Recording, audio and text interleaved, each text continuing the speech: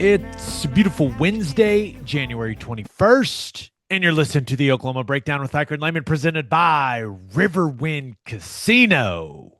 Riverwind is Oklahoma City's premier casino experience, and there are so many reasons why Riverwind is consistently voted OKC's #1 casino, but it all starts with their amazing variety of gaming thrills and excitement. Riverwind's beautiful, award-winning environment plays host to more than 2,800 of the latest electronic games, with a huge selection of table games, including blackjack, match roulette, and Teddy's favorite, craps. No matter what your game, Riverwind has it in spades and hearts. And to learn more about their gaming promotions and entertainment options, all you got to do is visit riverwind.com. Riverwind Casino, always a good time. And this is a very important episode, Ted. It is. It is my last episode as a father of two. How about that? So what you're telling me is the new era starts at episode 600 with the new child? I did not do this on purpose. Not that good. But yes, baby Ikard number 3 coming today. All right. Scheduled induction, which for those that have done an induction and then those that have had the natural thing, and your wife getting induced is like the best thing ever, dude. Everything's scheduled out. Now you got to be at the hospital really early. So we are recording this on Tuesday afternoon, just for full transparency. So if we miss something like really, really important that happened, that's why. My wife's having a baby. I mean, we had to knock this out early because we got to be at the hospital super early tomorrow, dude. You checked and they just didn't want to allow a podcast set up in the delivery room so you could record there. I did not inquire, but now I'm going to check the quality of the Wi-Fi when I get there just to see, just out of curiosity more than anything. Walk around. What are you doing over there? I'm looking for Ethernet lines into the wall, see if I could hard line in here. Oh, there's no doubt. But I figured knock it out before I get to the hospital. That felt like the correct decision, you know? I like it. Good stuff. Very excited.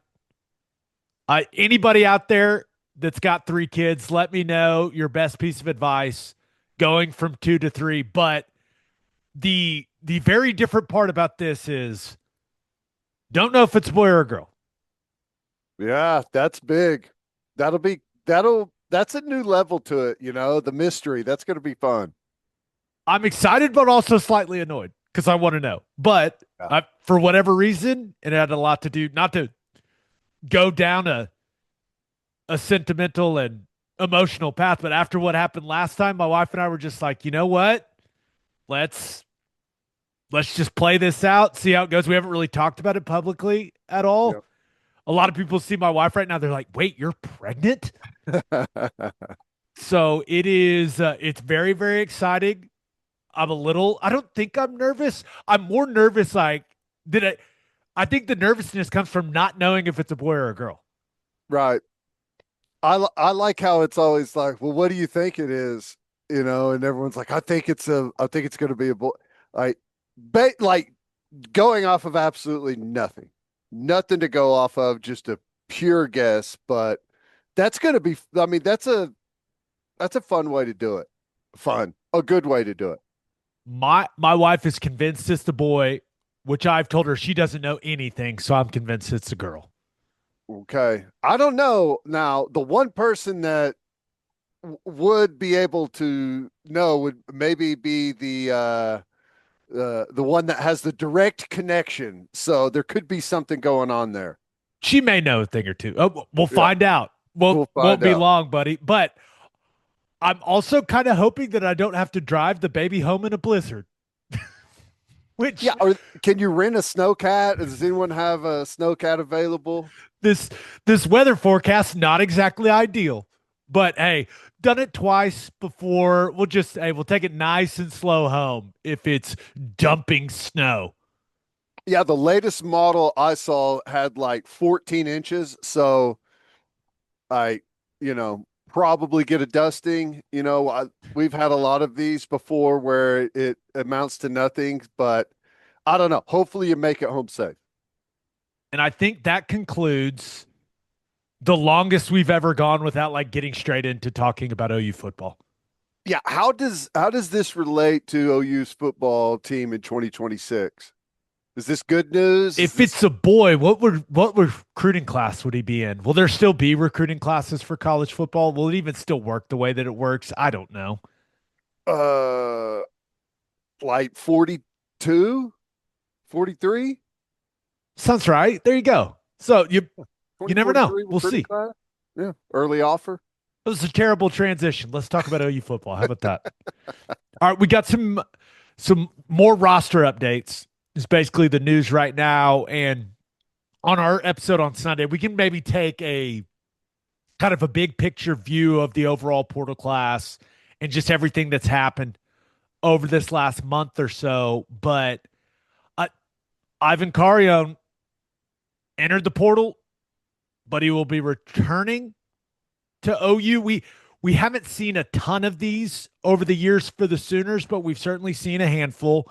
And looks like still don't know if it's Carreon or Carreon. You hear it both ways. T Rose says Carreon, so I've always gone with that, Ted. I feel like we bring this up every time we talk about this guy. It's very perplexing. But going to be back in he gave I saw he gave or his agency gave OU Insider an interesting quote. He said, OU has always been my one where I wanted to play. Coach Jones has been with me and mentored me from day one. And with the addition of Coach Witten, it's solidified that OU is the premier program in the country and where I want to be. Hmm. I thought the line about Witten was kind of interesting. Yeah, When you consider his size. he is. I mean, he's kind of too big to play wide receiver. You want some good size there, but I it's rare to have a guy of that. I mean, he's 6'4", kind of feels like the limit to be able to move like a receiver, and those guys are typically really thin. He's a big body dude now. Uh, you feel like the transition to tight end, especially, I don't know what the future holds for the position, but if you ever get to where you're wanting to split guys out and be way more involved in the passing game, feel like that would be a really natural transition for him. So that is interesting. Yeah, because he's all of 6'6" Yeah. and probably somewhere 225, 230 range. He's not like a super lean guy. He's got some mass to him. So I would imagine he's got to be around the 230 number. So the question for me is, does it make sense for him to transition to tight end? And I have no idea if that's the plan or not. But I just saw that line in that quote that his agency gave them. It got me thinking, like, does it make sense? Could he be a guy that you add a little weight to, and he's just like a move tight end type of guy, and you don't put him in a bunch of inline one-on-one situations as a blocker, but you kind of utilize him the way that we utilize Kanik in some of the blocking game in 2025. Like, he's got the size to, for lack of a better term, just get in the way, Well, I mean, I think it could be a good idea to me because he's the majority of the way there at tight end. And if you just use him as a traditional tight end a handful of times, he goes on the board for the defense as a tight end, right? And if you just put him in a wing here and there, you run away from him, you don't really make him the point of attack in run game, but he's out there doing tight end things, and then he jogs on the field, they're in 12. Well, no, they're not. That's really a receiver masquerading as the tight end, and then you got an inline guy and you split him out. I mean, I think it could be a smart thing to do. Again, if you're going to want to get those guys into the passing game a little bit more, I think it's fair to say that he right now would offer more as a route runner and a receiver than what we have at tight end. Not to say that those guys can't do it, but I mean, that's his background. That's what he's done his entire time here. Is it possible they could just make him like a jumbo slot? Yeah. Because he did not get much burn as an outside wide receiver. You go back and think about, he had that performance in the Armed Forces Bowl. As much as I want to forget that game for the rest of my life, I remember him having a really good day. It was like he had like 7 catches. Yeah, just working the sideline, out routes and stuff, which is very easy to do. You move him into the number 3 receiver as the tight end, and you just work the same stuff on linebackers and safeties. Option, get opens, stick nod, stuff like that. I think it's a natural spot for him. It feels like it makes the most sense for his skill set, and he really was not a consistent piece of the rotation this season. I mean, we only played a couple receivers. There was really no one else. There was a consistent piece of the rotation, but he's got size, and I just wonder what the plan now that he's back for the 2026 season. I wonder if Jason Witten immediately sees him in person. He's like, no, you're coming with me. You belong to me now, buddy. Tight end room's over here. What's going on? Why are you going that way? No. We're over here.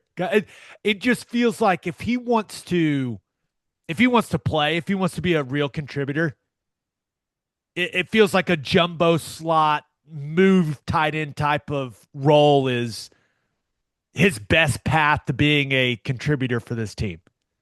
I agree. And I think there's a lot of things that you can do as a guy that's kind of between positions. The first thing you need to do is, what's the best way to use your size? If you're going to play receiver, you need to become a devastating blocker. Whether it's cracking down on safeties in the box, whether it's, blocking nickels or corners, whatever, you have to be able to use that as a massive advantage. That's your best way to get on the field. If you can handle all the other, pass catching duties just fine, it's rare to have a receiver of that size or a tight end of that route running ability. So you got to be able to use your size effectively when you're on the field. I think one of the best signs of good coaching is being able to do the most with the personnel you're given, with the personnel you've got.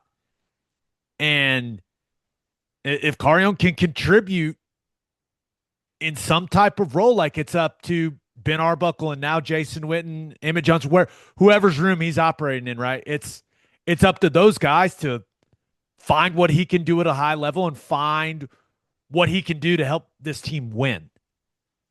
And I really would be interested to see him in that kind of jumbo slot, move tight end position just to see how it looks. Yeah. We've seen teams for decades have had that type of guy in the tight end room. Yeah. I mean, we've seen it a lot. So it's not like you're having to invent some role that's never existed. You know what I mean? I'll tell you right now, as a linebacker, if I'm in coverage, knowing what I know of the roster now, and he's a tight end, I'd rather cover any of the other tight ends than him right now. Just knowing his background. If we're a man-to-man and he's out there and he's got his head down on the end of the line, I'm thinking, oh boy, here we go. Get your track shoes on. We're about to go for a ride. So I think it could be a nice little advantage. We'll see. Yeah, we'll see what it ends up looking like. He was in the wide receiver room for 2025. We'll see what it looks like for him in 2026. But now you look at the wide receiver room. You've got Satania's coming back.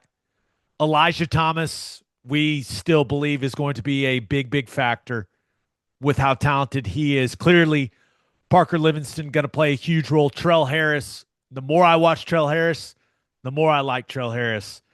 Let's not forget, maybe the best-looking guy in the room, Manny Choice. Yep. Jermichael Carter, saw some good things from him in 2025. And then you got the recruits, right? You got Petit, Daniel Odom, Jasir Rogers, Okafulezi. So you got a lot of different guys that are going to contribute in that wide receiver room. It'll just be interesting to see if Carreon's in there.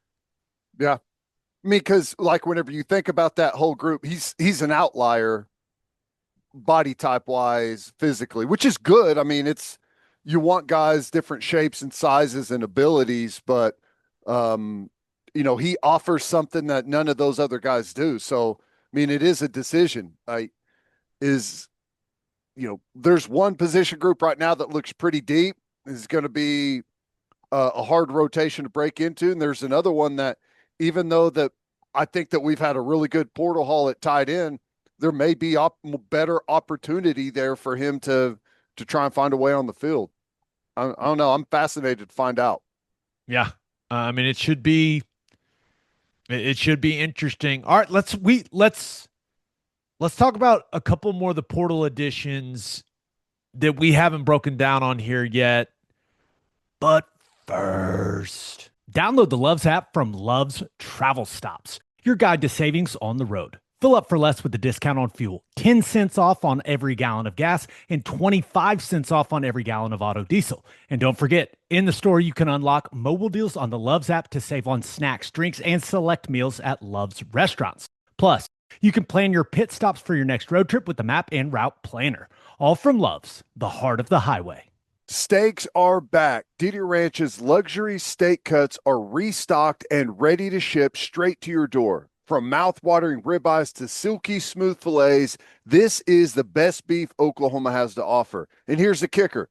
They're now shipping next day air for free when you use code SOONER at checkout. That's right.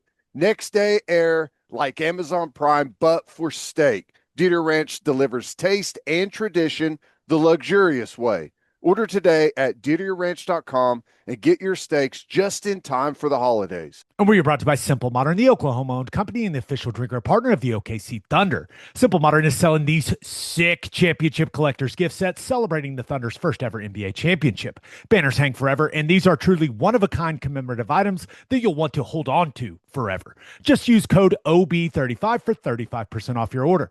Click the link in the show notes and grab one for the biggest Thunder fan you know. Just remember to use code OB35. And with 10% of all Simple Modern profits going to charity, many right here in Oklahoma, every purchase supports our community on and off the court. Simple Modern, good everywhere. All right, we've got, I think, 4 guys that we haven't given a breakdown that we've added in the portal. Let's start with Washington State wide receiver transfer Mackenzie Alleyne. I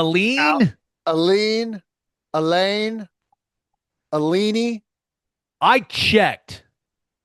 I've got a bone to pick with Washington State. I checked the pronunciation guide and everything, and it wasn't on there. I checked his page on their website, and you know how it'll have like that little ear that you can click on and it gives you the pronunciation? Not on there either. Which makes me think it's Allen. Yeah. Well, but it isn't spelled like Allen, Ted. You know, my default, when in doubt, the Washington State kid. Mackenzie. Our guy Mackenzie. Not a ton of production, right? When you look at had a handful of catches for 72 yards, a touchdown. I believe that touchdown came in their bowl game. And I went and watched quite a bit of him. Now, he played a little more than his production would suggest. The ball just didn't come his way very often. Size is decent, looks a little slight at 6'1", 185. But one thing I really like about this kid, he plays hard, man. I mean, remember, he did not get the ball a lot, but he ran his routes with great effort, and he was always in the mix as a blocker.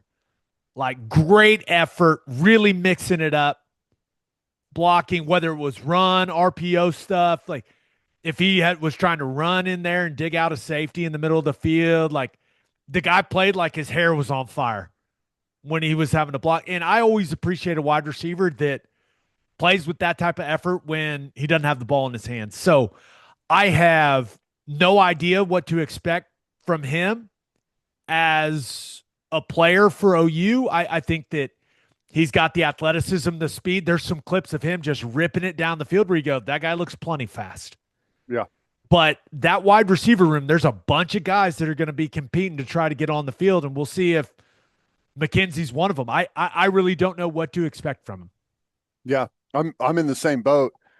I just kind of go back to the fact that considering all of the options out there, he's made an impression somehow, whether it's his effort, um, you know, maybe the ceiling is there. I don't know, but I'm with you. Like, oh, when you can flip the film on and a guy is always selling out, no matter what the role is, if, he's just a clear out route or he's a blocker on a bubble on the outside, guys that play incredibly hard, they show up on film. And clearly, Ben Arbuckle's familiar with them. That's right. That's what I'm saying. Like he made some type of impression. We'll see. I have no idea whether or not I should expect this guy to be a factor moving forward or not, but they're bringing him in for a reason. Let's see what the kid's got. I would say that if he is, it's going to be hard to get on the field. Like the receiver room, which is something we talked about a little bit during the season and touched on here and there. We basically played three guys every game. So curious to see if we open that rotation up some this year and get some more guys on the field. And, if not, it's going to be incredibly difficult with the stacked group of really good athletes to find playing time. So I don't know, fascinated to see how it plays out. Jason Witten's first tight end he brought in. Goes and snags one from the old alma mater. How about that? Nice pickup. Jack Van Dorselaer. Shout out to Tennessee for the pronunciation. 6'5", 236 is what he was listed at in his freshman season in 2025. Guy's got a big frame. Man, looks like he's got plenty of frame to add some more weight, Ted. And he's thing one I of those like, guys that you bet. I bet he's already over 240 right now. Yes, because he does not look slight. He's probably getting wined and dined on those portal visits, so he's probably he's probably added a few. It's winter, dude. It's Bowl King season. Come on. Yep. But yes, he's got the frame of. He's got the frame you're looking for at tight end. I mean, and you go and look at some of the things he did in 2025. I really like the way he runs. Like, he is a good, big athlete, and he is a guy, like, I'm expecting him to be a factor right away for this team. Yep. I view him more as like a true wide tight end, like a guy that can do everything. And I think the athleticism he's got maybe allows you to play him as the second tight end out there on the field with Hayden Hansen. And I think Van Dorselaer and Rocky Beers will be that'll be a really good competition for that TE2 spot. But there's a lot to like about this kid, man. He got thrown into the fire there at Tennessee a bit as a true freshman, and he did some good things. And he's got a lot of eligibility left. You think that, I mean, he's one of those guys that you imagine is probably going to gain 8 pounds a year or so as he progresses through his career. But I love where they're at. I mean, we as the season ended and that room was kind of cleaned out because of, guys graduating out or transfer portal, we were incredibly thin. And now, like today, you feel like you got 3 guys that can play for you really at any time. And think we're going to be much bigger, much more effective. And it's just a really good start for the position for Witten. No doubt about it. And I went and watched a bunch of Van Dorselaer's snaps from the 2025 season. And one thing I like the strain is good. Like, this guy, he's got a little something to him. which is always what you're looking for. I mentioned he runs well. You know, when he's open up and running vertical routes, looks good, looks smooth, looks athletic. One of the things like Tennessee asked their tight ends to do a lot. So I got to see him in a bunch of different situations, like in line, split out in the slot, in a wing. He played quite a bit of what I would just say is fullback Yeah. for them, especially in some of their short yardage stuff, and did a nice job. Ran a bunch of split zone, ran a bunch of counter. So got to see him in those situations as a blocker. One of the things that I'd like to see him improve on in some of that stuff, he was kind of a throw a shoulder guy a lot of the time. I'd like to see him square guys up a little Yeah. more, and I think that'll come at, like, he adds more weight, more size. I think he'll be more comfortable just squaring guys up. He's physical, like he doesn't shy away from it, but he'd do a lot of things where he'd kind of lead with one shoulder, which was interesting. The more I watched him, I was like, dang, dude, we could have used this guy in 2025. Yeah. Like, he would have played a lot for us, a lot. Yep. But I think overall his biggest area of improvement, if he's going to be like an all around, do everything type of tight end, he's got to get better in line, hand on the ground, blocking at the point of attack. And I think that'll just come, I think he'll get better with just strength and weight gains, and that'll And that'll watching help. Hansen in front of him go, No doubt. like, because Getting coached by he's Jason Witten won't hurt either. coached by Witten, watching Hayden Hansen, who's done it as good as anyone we've seen over the last couple of years in the SEC. So I like where the room's headed, man. We're in a much different spot than we were really over the last several years. Good. I mean, we're getting some good size in, which I like. And I know he's a little light right now, but I mean, I think by the time the season rolls around, he'll be bigger than any tight end that we played this year. It's kind of nice to start looking at the tight end room and going, hey, it's not a glaring weakness.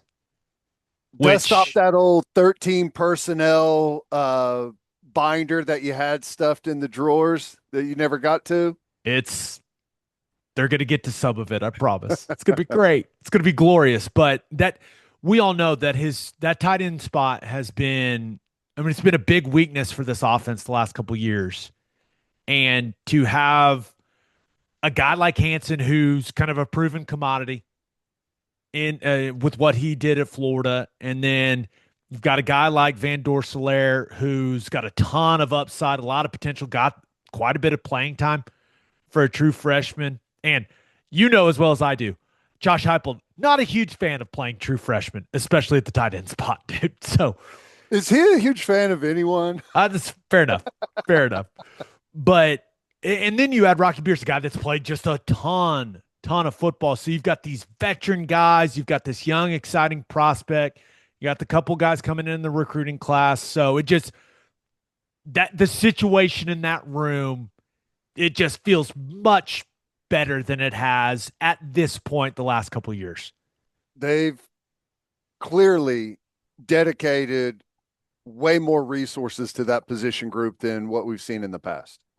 I mean, you get a 6-year player that's played a ton of ball, and 2 SEC transfers in the position. That's allocating some resources because there's not a lot of these guys out there.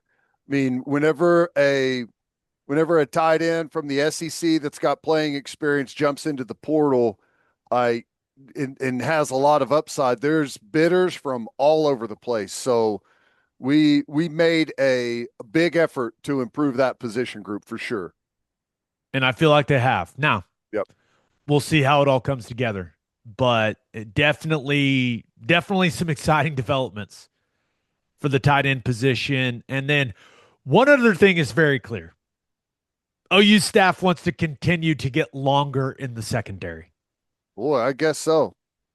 Dakoda Fields, transfer from Oregon, 6'2", 200 pounds. And I'm a complete sicko. I went and found every garbage time snap he played, dude. And you can just see, you can see the length, the frame, and just, I will say, very smooth at that size. Like sometimes you worry about a guy that long being a little like clunky, if that makes sense.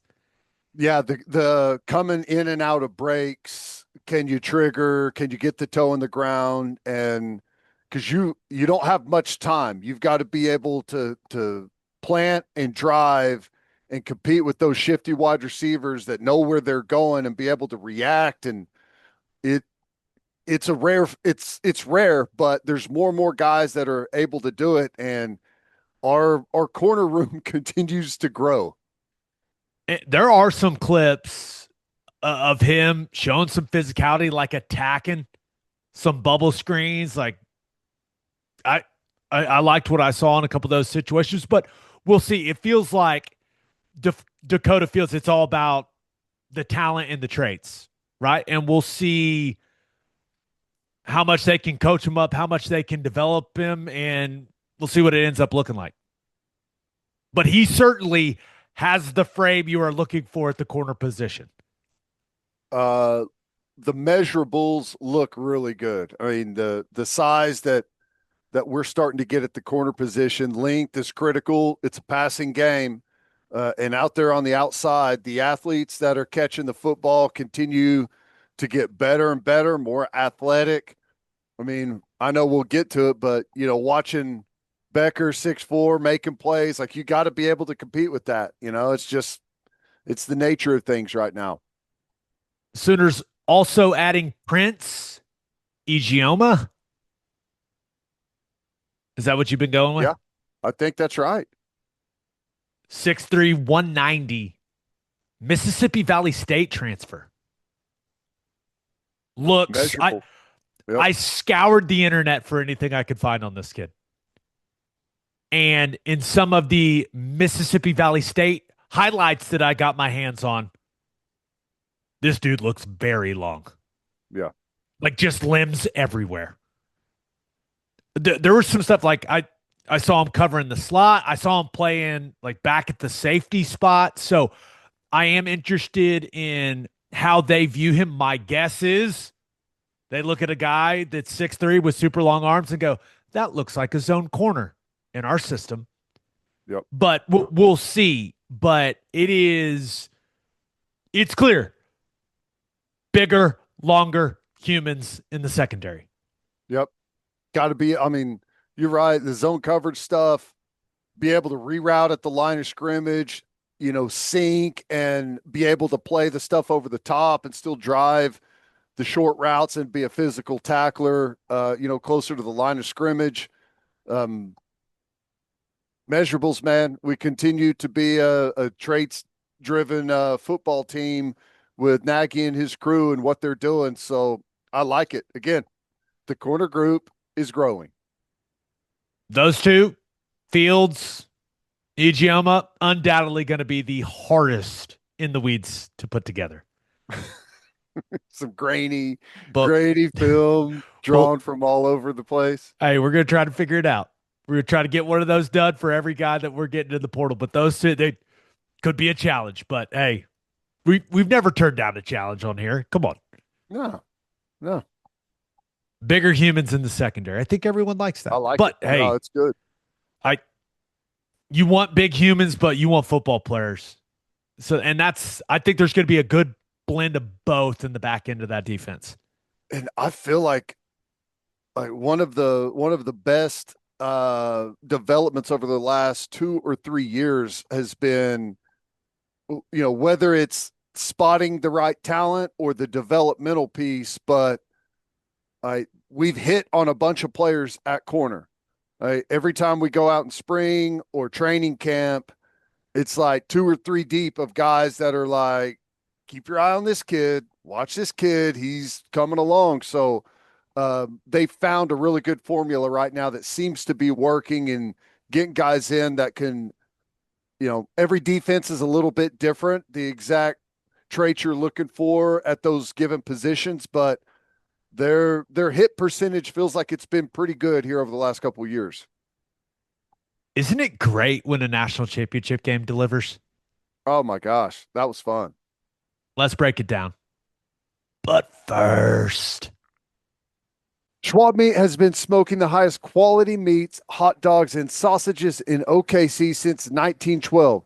Go to schwabmeat.com to order any of Schwab's outstanding products and use promo code OKBreakdown for free shipping on orders over $75. Schwab dogs are iconic. I like to keep it simple. Just a bun, dog, mustard, ketchup. Also, the jalapeno cheddar smoked sausage is ridiculous. Schwabmeat.com, code OKBreakdown for free shipping on orders over $75. Schwab Meat, the official hot dog of game days. with ice cold beers, great food, and TVs all around, Pub W is the perfect spot to catch OU football and NFL Sundays. Pub W has been voted best happy hour 3 years in a row and serves brunch Saturday and Sunday mornings until 2 p.m. You can enjoy classics like chicken and waffles and their steak breakfast burrito, as well as unique dishes like the Big Country Benedict.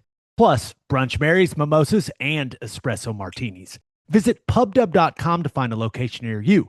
Pub W, good food, good drinks, good people. Insurica's launched a new digital agency introducing Insurica Direct. Whether you're in Oklahoma or anywhere across the U.S., they've got you covered. From small business insurance and health insurance for your employees to insurance for individuals like home, auto, and even Medicare supplements. Insurica Direct's got it all. Start your journey today at insuricadirect.com. Remember, at Insurica, we specialize in you. Indiana won the national championship in football. What a game. What a game. And yeah, it's still kind of hard to digest that. What happened? How did this occur? I imagine, don't you think every coaching staff in the country is just pouring over all of their stuff, trying to figure out what exactly went on there over the last 2 years? I think the thing that maybe perplexes people the most is the fact that it's not like they went out and bought some top 5 roster. No, it's not a tech formula. It's different. Right. They went out and spent some money. Like Fernando Mendoza didn't go there for cheap. Right. But it's not like they were a top 5 spender in the sport or anything like that. Yeah, because it's a bunch of portal guys, but wasn't a bunch of guys that anyone has heard of, I guess is what I'm saying. You know what I'm saying? It's not like you go and look at the portal list and all of the familiar superstar names that are up there is where they're drawn from. They've gotten good value and, somehow gotten everyone to buy into their culture and their preparation, whatever it is they're doing, very quickly. What'd you think of the game? Loved it. Incredibly entertaining. A lot like a defensive battle, points incredibly hard to come by. And then as you get closer to the finish line, kick it into high gear and things start happening. It was awesome. I really enjoyed it. Watching that first half, watching that Indiana defense in the first half, I was kind of sitting there going, is Miami even going to score in this game? How many times have we seen it? People are like, we're going to run right over the top of them. Not happening. Clearly, Miami's offensive staff does not listen to the pod. What did I say, Ted, going into the game? Get outside of it, man. Do not. In that first half, I truly believe that was one of the reasons that offense struggled to move the ball. Like they kept going to the duo stuff, the inside stuff, and going, hey, we're just going to run over you. And it didn't work. They had a 5 and out, 3 and outs, and then the drive late in the half where they end up missing the field goal. Like it wasn't shocking at all to me that they finally started moving the ball and getting some explosive plays when they started running some outside zone. Like they had Fletcher had the 57-yard touchdown on stretch. Malachi Toney's touchdown run. It was just them giving it to him on stretch. Like, get away from all of the chaos that Indiana's defense creates with the interior defensive line twists, with some of their run stunts, their run blitzes. Like, Miami in the first half played right into what Indiana wants to do defensively. And I was sitting on the couch losing it, watching it. Yeah, it was interesting, and hey, people are hard headed. You want to do what got you there, right? We're gonna And maul them. we're gonna maul them. We're gonna run right over the top of them. I will say though, when Fletcher got out on that one run, I was like, "Is that Todd Gurley from Georgia running down the sideline?" I mean, that looked good. He was moving. He was moving, and I think the what made this game so fun was like that middle of the third into the fourth quarter. Yep. The both teams' ability to keep answering. That's what made it one of the better national championship games we've had in quite some time, man. Like that back and forth was really, really fun. Now, I wish Carson Beck wouldn't have just punted it to the corner. I wish we would have gotten a little more Yeah. suspenseful of an ending where they're like throwing the ball in the end zone a couple times. That would have the only thing that would have made it a little better, but still, just a fantastic game. Yeah. No, it was great, and I mean, it's what you want, right? You want somebody has the football with a chance to go win the game late. I mean, that's what you want, and at some point in drives like that, you're going to have to take some risks, and Carson Beck took the wrong risk, and they made him pay for it. But what a finish, and some of the moments in that game, some of those fourth down calls, dude, that run, that's one of the best runs I've ever seen. Uh, you consider that drive because remember they blocked the punt to go up was 17-7, Yep. and to Miami's credit, like they go right down the field and score. Was that the long run right after that? Was that No, no, what? no, that was their No? first score. Oh, okay. Yeah. All right. So the second one, so that was, I mean, they go right down the field in answer, and that was when Indiana puts together like their answer to the answer, and they had two fourth down conversions. Because remember, Mendoza threw the fourth Back and five shoulder. back shoulder to Becker, That was and crazy good. and then they score on the fourth and five QB draw. Which what there was like a juke in there, a spin, and then reaching across. He's getting blasted as he's reaching across. That is one of the most memorable college football plays in a long time, dude. Like that is a play that Indiana fans will be telling their grandchildren about, like that's a historically great play in the sport. Oh, gutsy call. And, they go quarterback draw. They get the look they want.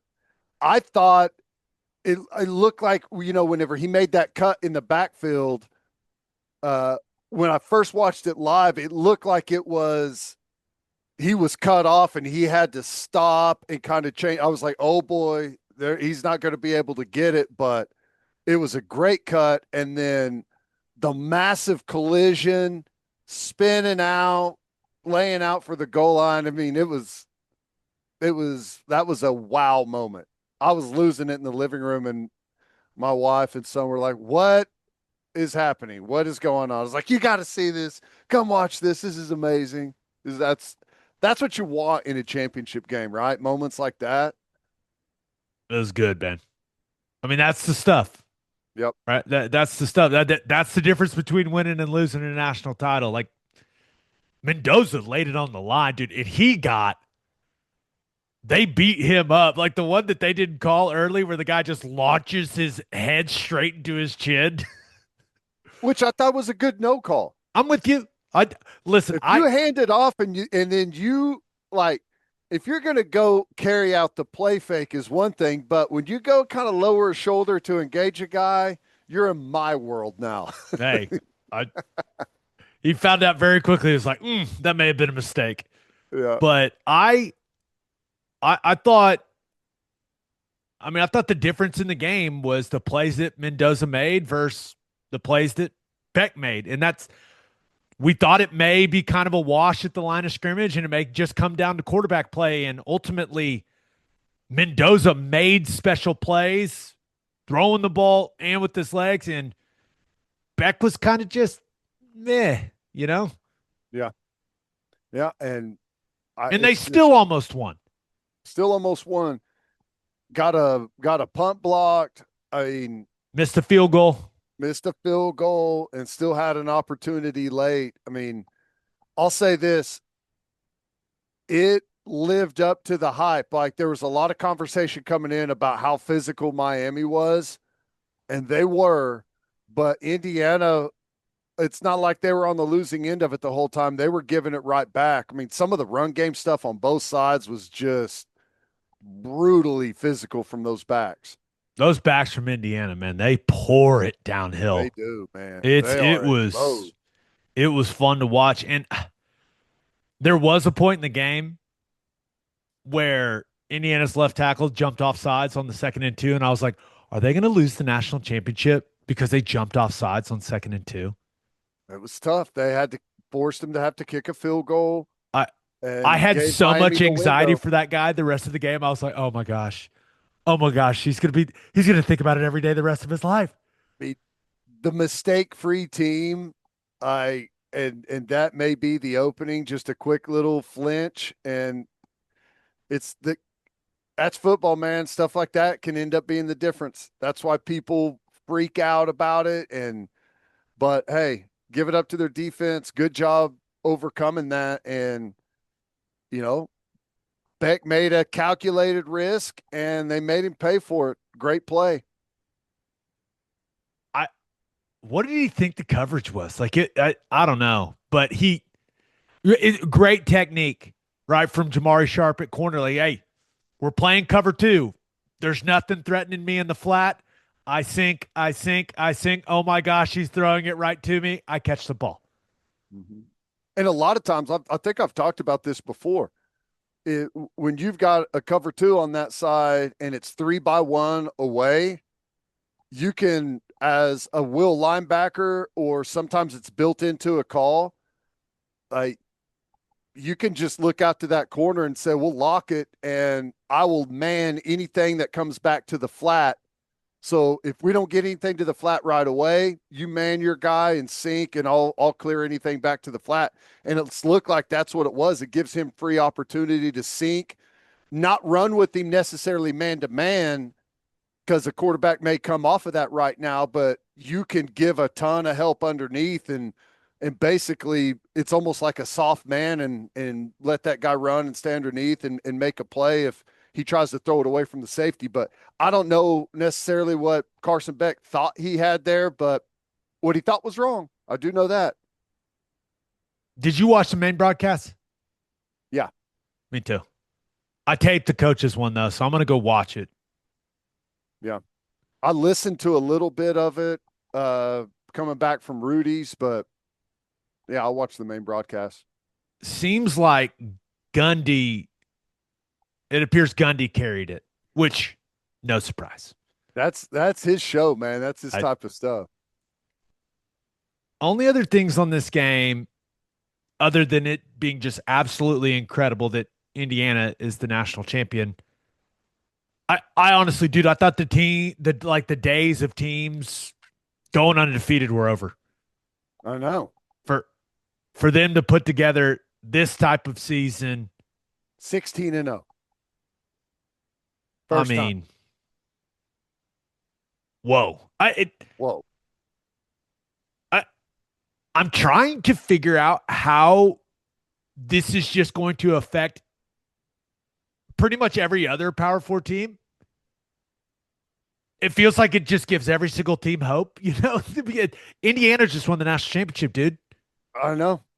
It's again, everyone's going to be trying to figure out what the heck is the secret sauce. But I mean, it's crazy. 16-0, but what he's 28-2 in his 2 years there. And the only 2 games they lost last year were to the 2 teams that played in the national championship, right? He's doing a pretty good job. Yeah. I mean, it's uh, if you're Indiana, you don't let anyone in the building, right? No. You don't tell anyone anything. I I think You pay Signe's those coordinators whatever you got to pay them to keep them, and you tell hey, don't talk to anyone. We're not telling anyone how we're operating here.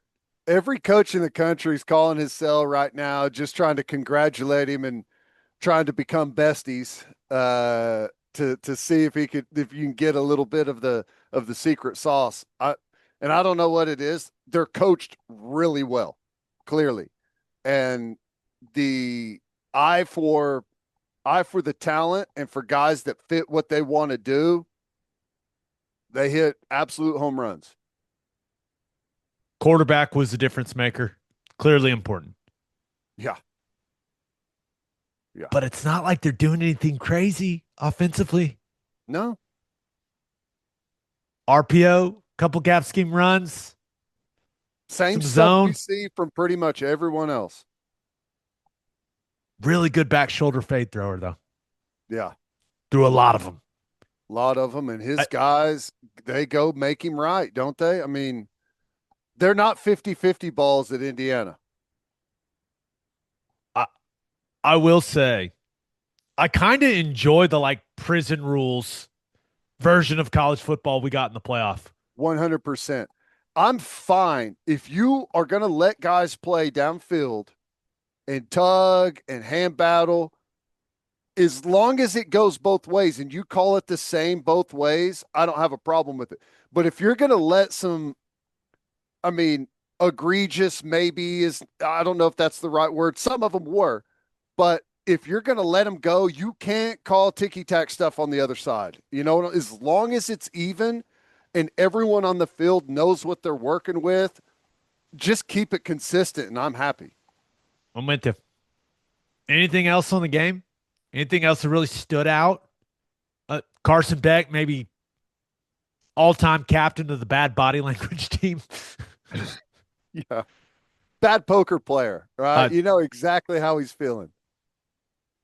I Indiana won the national championship. The talent was great, though. I mean, that play that Bain made on that run, did you see that? Just some guys just flying around out there. Malachi Tony got his moments. You know, Becker, we talked about just a bunch of really good players that, I mean, it was the right mix of good team football on both sides and a couple of star players really showcasing talent. It was awesome. Great. 10 out of 10. Loved it. How much did that run by Mendoza solidify his draft prospects? You know what I'm saying? Well, it was the Heisman moment, but it came after he won the Heisman. That's right. Yeah. Which To any typically not doubters how it out there. goes.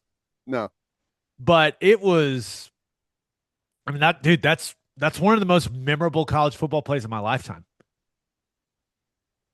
4th and 5, rolling the dice, national championship game. I mean, are you kidding me? And just wearing out the PlayStation 2 controller, you hit everything that offers to a ball carrier, the juke, the drop in the shoulder, the lunge, everything, man. A little spin in there after the big hit. It was awesome. That had to hurt.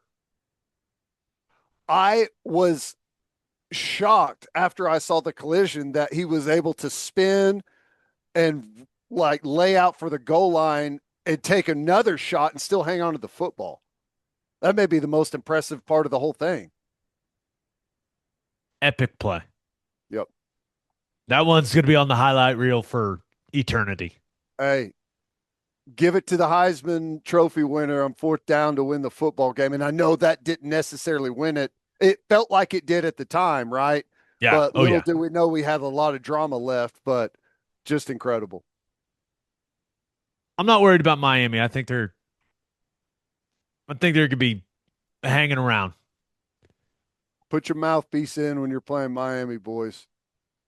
Did you see that safety crack the cracker Yes. down there on the man? We talk about it all the time, right? Crack block, get the corner involved, and you don't just have to give yourself up. They teach you on defense, crack the cracker. Whatever you see a guy coming, you just go run through him, and That's exactly what it looks like. My goodness. That's what made it fun. Like, that was a physical game, man. Yeah, it was. The battle at the line of scrimmage, like both sides getting the best of the other. It was fun. Feels like the best team in college football won the national championship, though, which is kind of how it's supposed to work. I after the Ohio State game, it was like, it kind of feels like this is the team. And then when they played Alabama, I'm like, until I see someone else that proves me wrong, like that to me is the best team in the sport right now. Chips in the middle of the table on Indiana. Indiana won the national championship in football. Mm. Huh. I honestly though, this may be one of the best things to happen to the sport in a long time. Just like what you talked about, like there's got to be a lot of schools out there that have been mired in average play or whatever for however long that say there I don't know what it is, but there is a path to get it done, right? To come from the pack and go out against all the big boys and win the whole thing. Now, it doesn't mean that it has to be a realistic thought, but I think there's a lot of probably more optimistic programs and fan bases out there today than there was after watching Ohio State a year ago, kind of run through everyone again. It's like, well, here we go. The money teams are going to win it all. The thing, like my favorite thing about them winning it is that they're not the most talented team. They're the most disciplined. They executed at the highest level. They were the toughest team. Like everything I believe in when it comes to football and what wins games, that's what Indiana is. There's no doubt. The only thing I will add to that is I am of the belief that being able to execute and do your job, I believe that is talent. Like because everyone's trying it, but not everyone can pull it off. If everyone went out and played mistake-free football, we wouldn't have the results that we have. It'd be the sport would look totally different. But I think it's on both sides. It's talent by coaching staffs to be able to get guys to play that way, and it's talent for the players to be able to do it and execute on every snap, communicate, like whatever it takes to be able to play your responsibility. I think that is a talent that some guys have. Some guys are better at it than others. Let's be honest. No doubt. Congrats to the Indiana Hoosiers. National champions in football. Everyone's looking at it like, hey, if Indiana can do it, we can do it. That's what I'm saying, man. That's what I'm saying. All right, let's finish up with our winners and losers of the week. But first, wind, hail, tornadoes, and earthquakes are now year-round threats. And at the same time, homeowners insurance rates in Oklahoma are the highest in the entire country. Unfortunately, some insurance companies use deceptive and bad faith claim handling practices to deny or lower what little they pay out. Fortunately, one of the leading insurance bad faith attorneys in the country is a longtime Sooner and resides here in Oklahoma, Jeff Marr. The Marr Law Firm has represented more victims of tornado, storm, and earthquake damage than anyone in the Sooner State, recovering hundreds of millions of dollars for their clients. There's only one law firm to handle insurance companies, Marr Law Firm. And three things matter in banking: service, service, and service. And First Fidelity Bank's commitment to exceptional service is more than a promise. It's their foundation. FFB has been by your side for over a century, and they are honored to be a part of your journey. Banking isn't about where you've been, it's about where you are headed. Open an account at an award-winning bank today at ffb.com. At First Fidelity Bank, we go where you go. And go to opolisclothing.com and use promo code OB10 for 10% off our podcast merchandise and the best OU gear around. That's opolisclothing.com and use promo code OB10. buttery soft, and 10% off. As always, Ted kicks off. Who do you have as your winner of the week? Well, at least today, it appears like the 12-team football playoff in college is the winner. The new deadline, which, what does deadline even mean anymore whenever you can just keep backing it up, every other week or so. But it's starting to feel like the 12-team playoff may be what we have in 26. They're all meeting. They're trying to figure it out.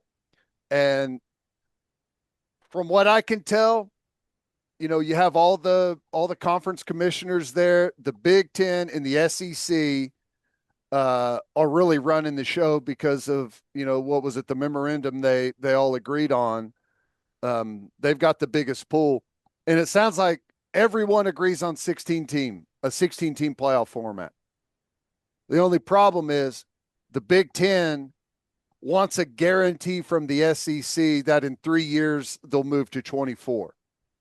And doesn't sound like the SEC is so big on moving to 24 teams, which I kind of feel like 24 is, whatever. We'll cross that bridge if we ever get there. But I mean, it's starting to look like, Gabe, 12-team playoff again coming up next season if they don't get something done by Friday, or maybe they just move the deadline again. Who knows? But appears like that's what it's starting to look like. Would you rather it be 12, 16, or 24? 12 has been kind of great. I don't love the 4 buys necessarily, but it feels like it's doing its job. Like, I feel like the best team in college football has won the national championship the last 2 seasons. And that's kind of the whole point of a tournament. I'd be happy if you took the 12 team and just tinkered a couple of things. I don't think it should be a flat guarantee about the non-power 4 teams getting in. They need to check some type of box or metric to be included, whatever that is, that they beat a power 4 team in the top 25 in non-conference, or like whatever that is. I think they should be included on years that they should be included. Other years, I don't think it should be a necessity. Number 2 point for me is you got to have 2 rounds of home site games. You can't have a bye and not get the benefit of playing a home game. So the first 2 rounds at a minimum for me should be home site games. If we have to go to 16 to where we get the first 2 rounds on campus, I'm fine with that. Yeah. And the other thing I would say is they need to speed this damn thing up. Oh my gosh, dude. Thank you. I have the same problem with the basketball tournament. When the basketball tournament starts, you have a rare situation where you have a captive audience that basically includes the entire country because of the bracket challenge stuff. And then as people's brackets fall apart and the tournament stretches out for a month, everyone loses interest. And by the time the tournament championship game is there, the vast majority of people have moved on. Their school's no longer in it. Their bracket is trash. They're on to other things. It lasts too long. It's the same thing in the football world. Like, they need to pump this. It needs to be weekly and get it done. If you want to take 10 days or whatever before the championship game, okay, but there's no reason a team with a bye has to wait 27 days, whatever it is, 27, 29 days before they play a game. It's ridiculous. I've got bad news. I think it's like the next 4 years you're scheduled out already, and it's happening even later than this one happened. I saw that. Yeah. Because, there's a lot of things that can happen in this world, but we cannot change football scheduled dates 3 and 4 years in advance. It just can't happen. I've come to realize that, unfortunately. Does anybody want 24? I assume the Big Ten clearly does. And I will say, the Big Ten has won the last 3 national championships, and it's been 3 different teams. Impressive. They probably feel like what they say matters more than what the SEC says right now. I mean, that's it. I just don't understand, like, why 24? I I assume, and Petitti's talked about it. He wants that play-in weekend. Conference championship games would go away, and we'd have like that play-in weekend instead of the conference title games. And I assume That's the SEC has no interest in giving up the cash cow that is the SEC championship game. that's right. Well, I I like, and however I don't know that you call them playoff teams or what, but the negotiation that had 16-team playoff, that had the 4 guaranteed spots, right, for the Big Ten and the SEC. And the thought was you go to 9 conference games. We'll have one crossover non-conference between the SEC and the Big Ten. And then on championship weekend, you have 1 and 2 are guaranteed in, and they play the conference championship game. And then what is it? 3 plays 6 and 4 plays 5 for your play-in games, right?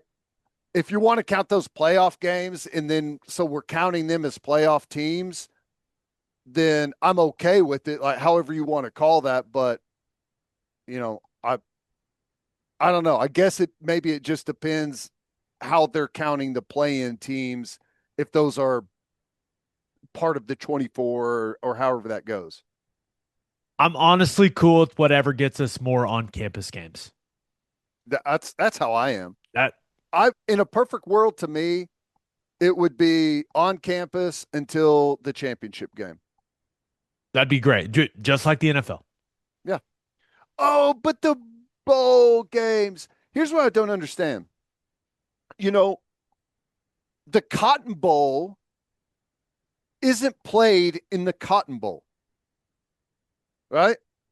The Fiesta Bowl has moved stadiums. The Orange Bowl isn't played in the Orange Bowl. It's played in Miami Stadium. The only one is the Rose Bowl. The Peach Bowl, I don't even know where was the Peach Bowl before they moved it to the stadium in Atlanta. I assume it's some other stadium in Atlanta.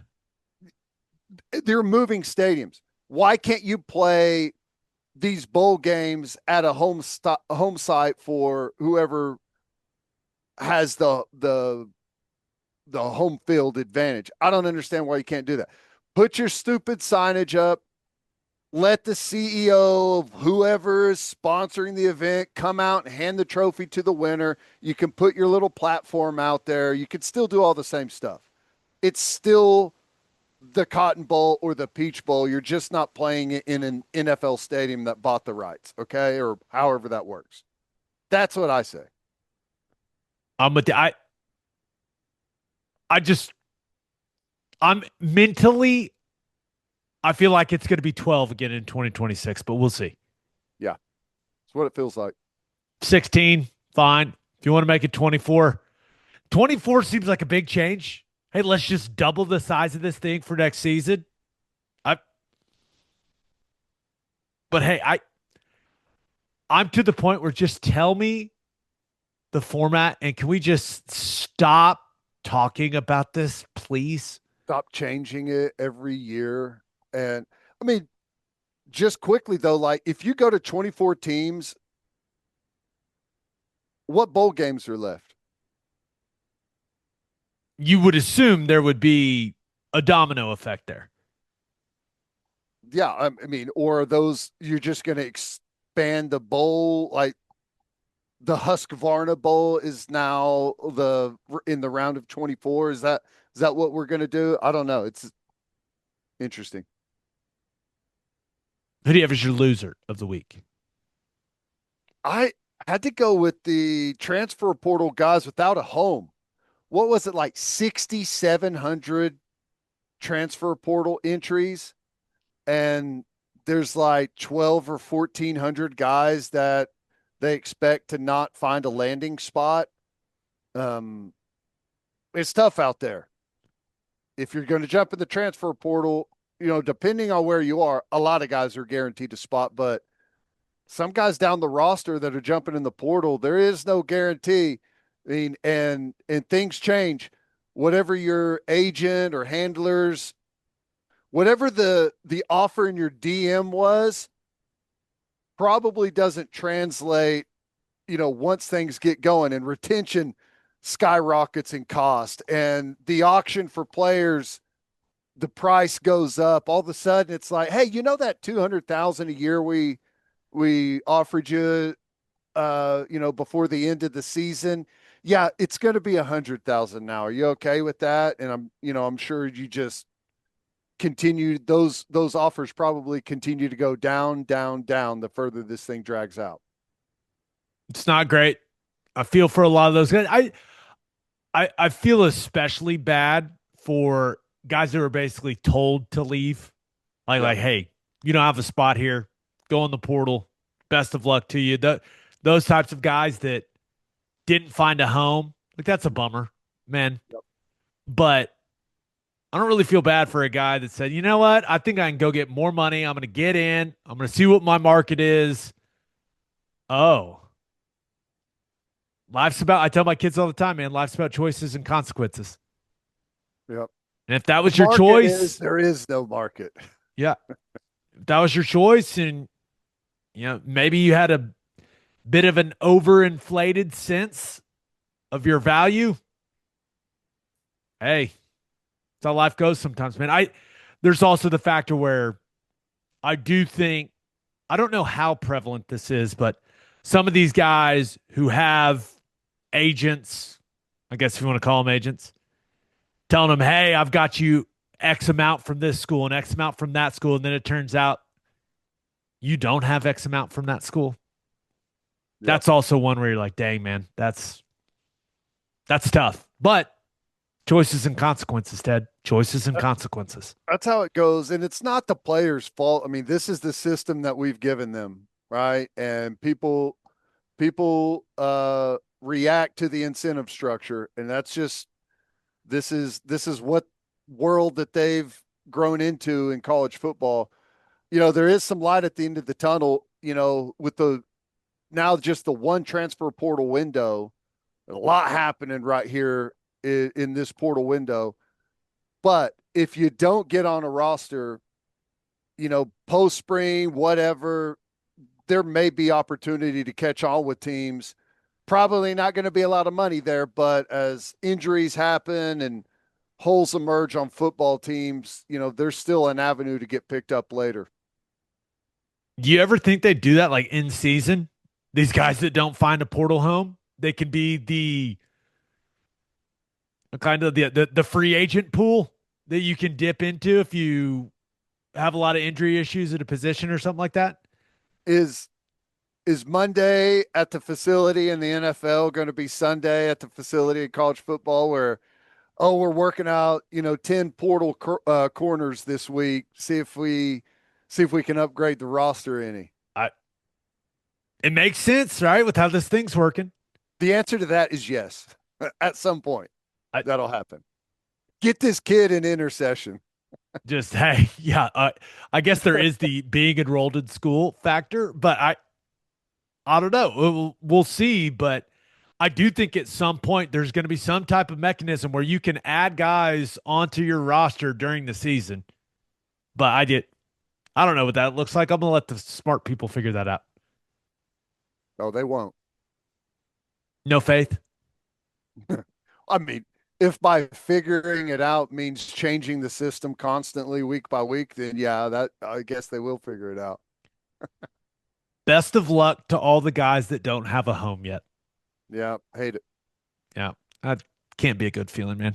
All right, let's get to my winner and loser. But first, whether you're a guy that likes a clean shave every day or a bearded guy that just needs to line your neck and cheeks up, the Harry's Plus razor is the only way to go. The second you put this thing in your hand, you know it's nice. It's so heavy. The blades look amazing. You can just see and feel how luxurious this thing is.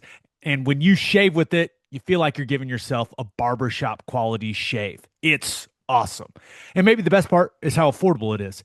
Harry's controls their entire production process from steel to shelf, so they're able to keep costs low. And for a limited time, our listeners can get the Harry's Plus trial set for only $10 at harrys.com/OKBreakdown.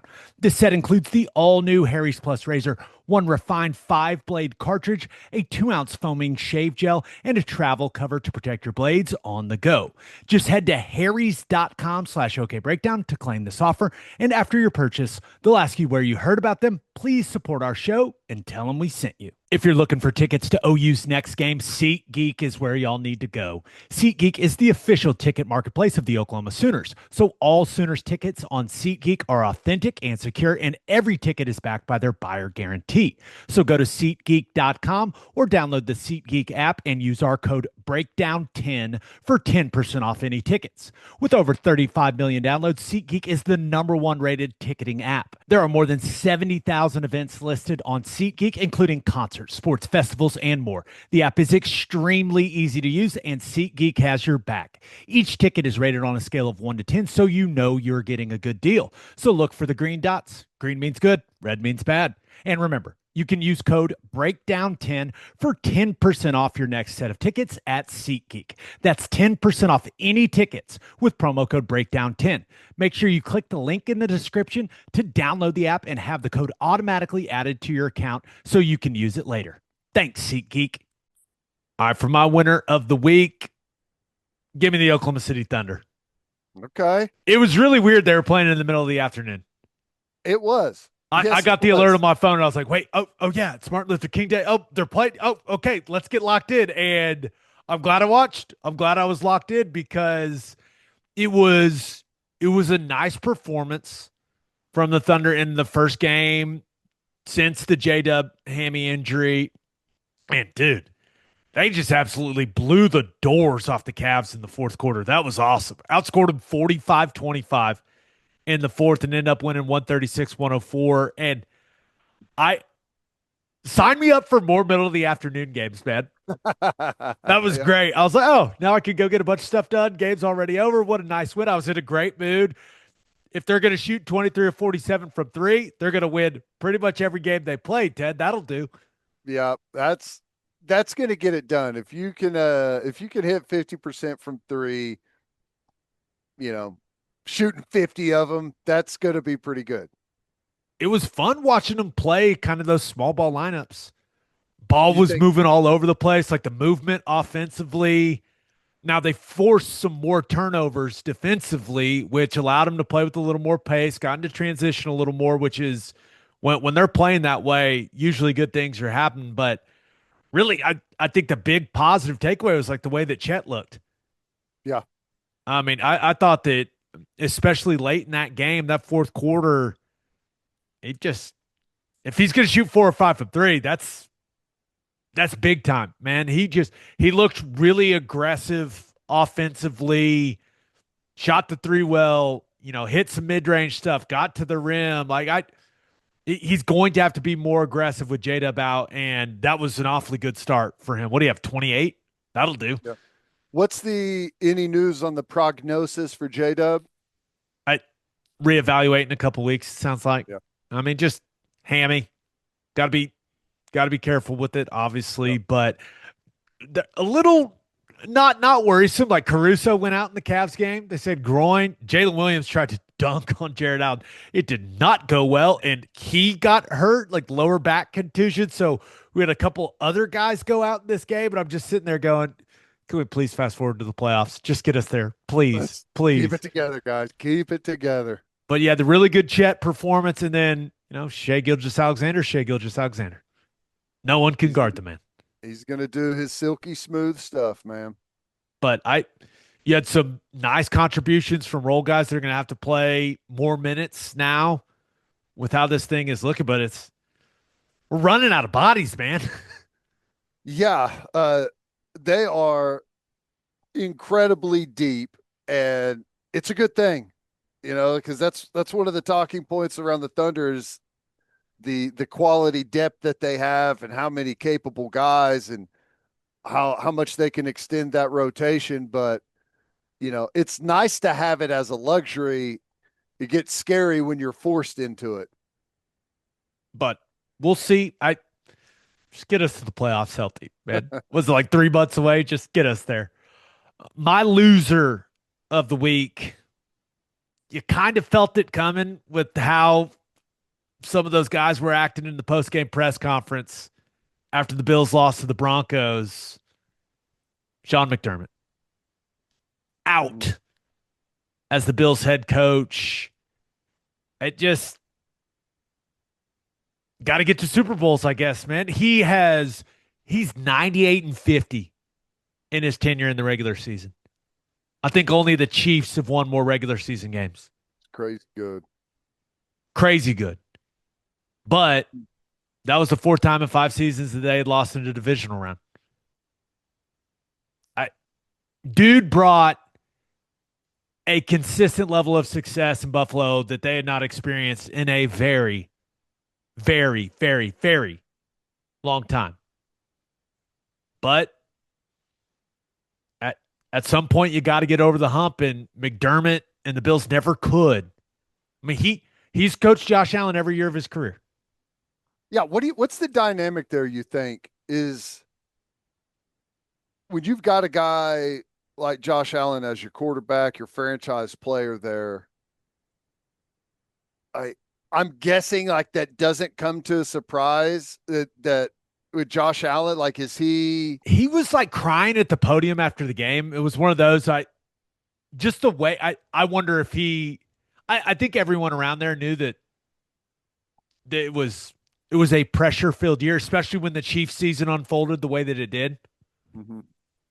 And I don't know if the Pagulas went to Josh Allen and said, "Hey, should we fire him or not?" I have no clue, but typically when you've got one of the faces of the NFL on your team, you maybe want him in the loop, but I don't know. It is a listen. They're a really good team and they're out of the playoffs. But it has to feel like even more of a disappointment considering like the Chiefs and the Ravens both out of the way, and it's like this should have been your window, right? So I don't know. It's tough. It's interesting to me because like I always lean towards continuity unless like there's